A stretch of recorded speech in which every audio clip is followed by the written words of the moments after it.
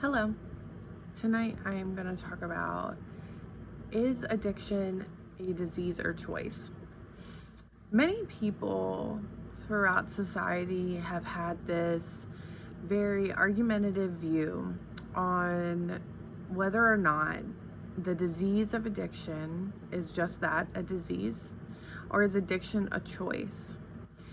A disease is classified or defined as something that is structurally or functionally um, imperative, showing specific signs and symptoms that result in physical damage. And if you're talking about the physical damage of addiction, addiction is physically damaging when we're talking specifically about substance abuse. Substance abuse very obviously affects the body in the sense of consuming psychoactive substances, whether it be intravenously, orally, inhalation, which is smoking, or snorting, drugs or drinking alcohol, large amounts of alcohol. Regardless of how you are intaking the substance, it is affecting the biological components of your body, and it changes the way that we feel. So when you put the substance in your body and it is changing that physical aspect, it's because the substance is shooting off these transmitters in your brain that produce a euphoric feeling from overproduction of dopamine and serotonin, which are the two happy chemicals that are produced in the brain. And if you're looking at the disease of addiction as outside of substance abuse, then you can see other physical symptoms of how addiction affects people's lives. So addiction is not just categorized by the use of psychoactive substances. It is also classified as anything that becomes unmanageable or causes any kind of delayed function or mobility within your life, in your daily function. So meaning gambling, for instance.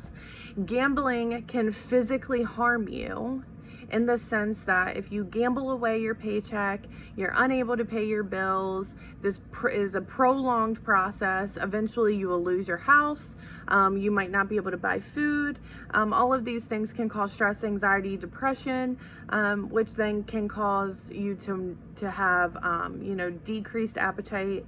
You can get physically ill from the symptoms of depression and anxiety, increased heart rate, sweating. There's so many physical symptoms that are present in the times of when addiction is becoming unmanageable in our lives. There's other forms of addiction outside of just gambling and substance abuse, such as sex addiction, which could lead to STIs and STDs. AIDS, unprotected sex, can cause AIDS, and all of these are obvious physical symptoms that can harm us and cause long-lasting effects. So I want to talk about a disease aspect of it, or the choice aspect of it. So people argue that you can just stop at any time, and that it is a choice, and that one day you had to choose to put a substance in your body, and you had to choose to become addicted to gambling, or you had to choose to become addicted to sex or pornography. My problem with this theory is, if you were to sit there and ask yourself this question: did this person, say we were talking with somebody who was an opiate addict, did this person wake up one day and just say, I want to have a full-blown heroin addiction, I want to be a junkie and mess up my family and break relationships and leave my children or abandon my children, I want to lose my job and be a bad employee? The majority of the population does not do that.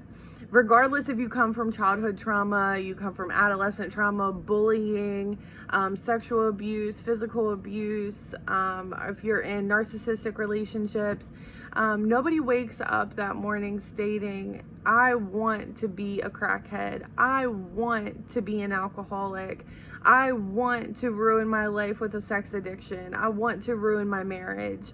The majority of people don't choose that aspect. However, from my perspective, the addiction is a disease of choice. So with my personal experience in being an addict in recovery, I have learned that at some point, yes, I did choose to abuse substances.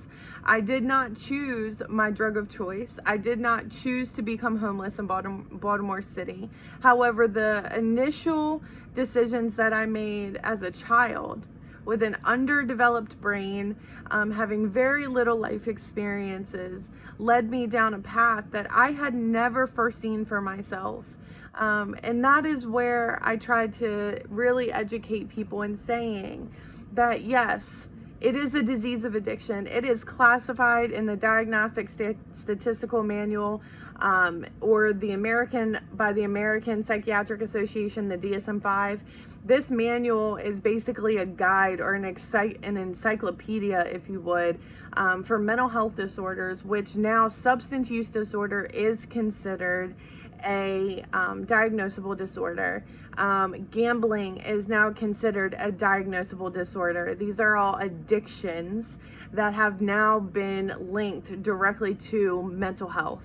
On top of all of that, we have literally proven through the brain, through activities in the brain and through biology, that the structure of somebody who has addictive personality or addictive genes is structurally different than somebody who does not struggle with addiction in general. It is shown that perception based off of life experiences up until whatever point the addiction is taking over your life shapes your identity and then shapes who you are, how you see the world, how you want to numb, how you want to get away from things, how you process, how you communicate with others. All of these things have such a big role to play with addiction.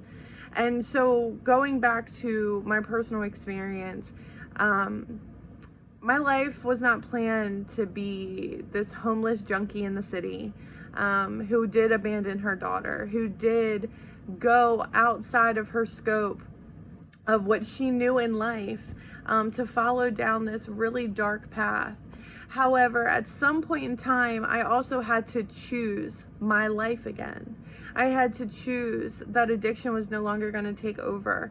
So when I say that addiction is a disease of choice, every single day I will wake up, regardless, I must have 5 years clean, or if I had 5 minutes clean. Every single day I have to wake up and I have to re-choose to live my life clean and sober in that day. I have to choose to allow my addiction to not manifest in other areas outside of substances, which is why it is classified as a mental health disorder. So I challenge you to think today, 40% of the Western countries are affected by the disease of addiction. Someone, somewhere, can pop in your mind right now if I said, do you know an addict? Do you know an alcoholic? Do you know someone addicted? And just think about those people, those loved ones in your life, and ask yourself this question. Did they wake up asking for a disease of addiction to overtake their life today? Or did they simply struggle with a mental health disorder that is so underly educated and so underly talked about that not many people truly understand the nature of the beast? Thank you so much.